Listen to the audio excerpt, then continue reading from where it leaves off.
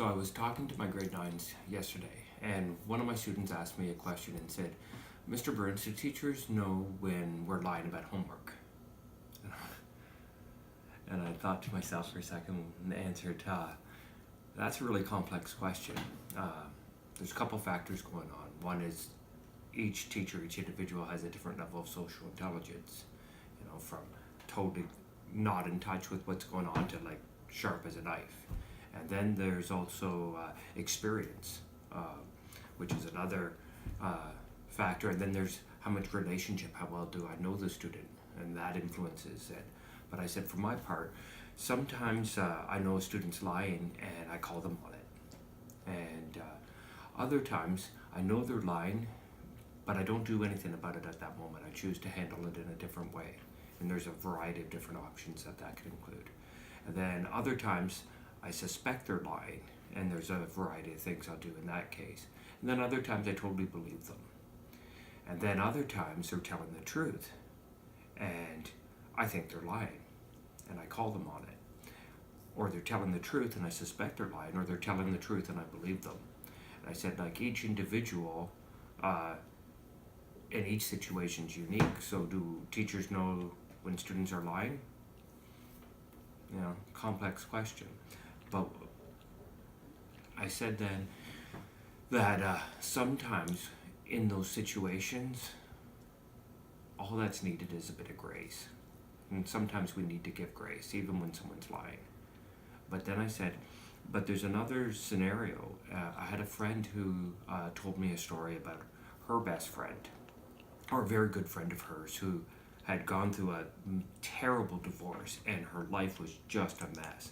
And what her story was her husband was leading a double life, had another lover, had another life with that lover, and had been carrying that on for years until a series of circumstances led to him getting caught, and they tried to go through counseling to try and figure out if they could fix the marriage. And what came out in counseling was the story that the husband said when he was a young boy in school, he had lied one time and totally got away with it. And because he got away with it so cleanly, he tried an even bigger lie, and he got away with that.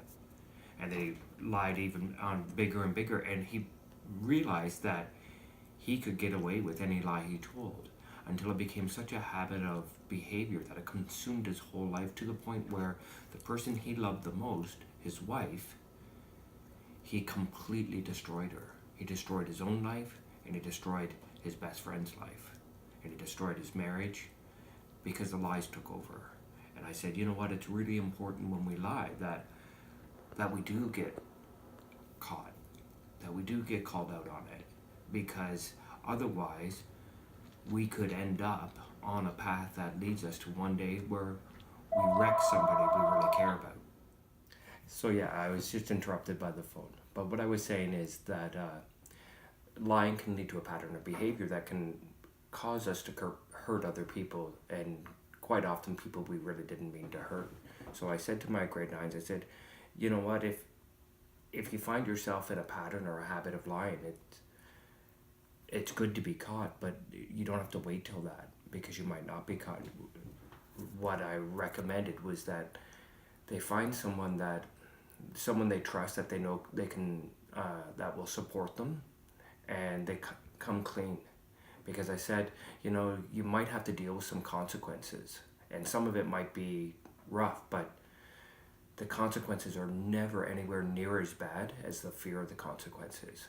And when we live in the fear of the consequences, that can take over our lives and enslave us.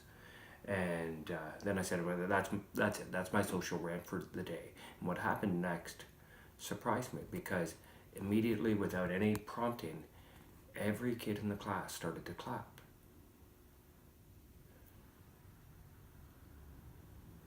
And I think the reason for that is because, not because I'm so wise or anything, but I was just telling my truth. I was breaking it down in a way that everyone could see, hey, this lets us all breathe a little bit. Because at one point I said, hey, if you can honestly say, no word of a lie, Mr. Burns, I have never lied to a teacher or tried to deceive a teacher about my homework. Just put up your hand.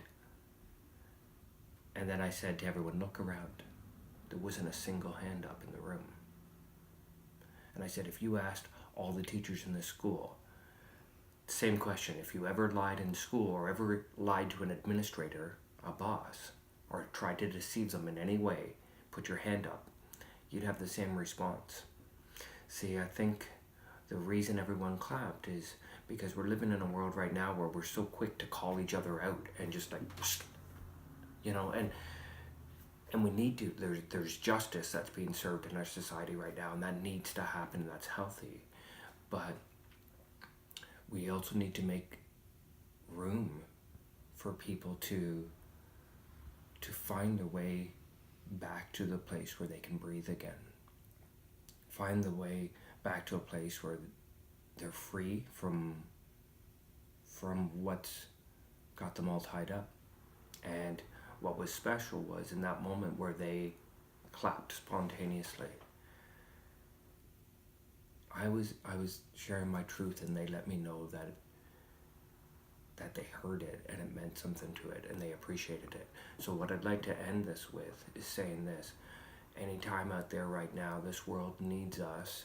When we see someone who's breaking it down in a way that's like, yeah, I can breathe, let them know, because my students did that for me yesterday, and it was really special. It meant something. It became a moment that meant something to all of us. So pass it on, pay it forward. When you see someone saying it right, let them know.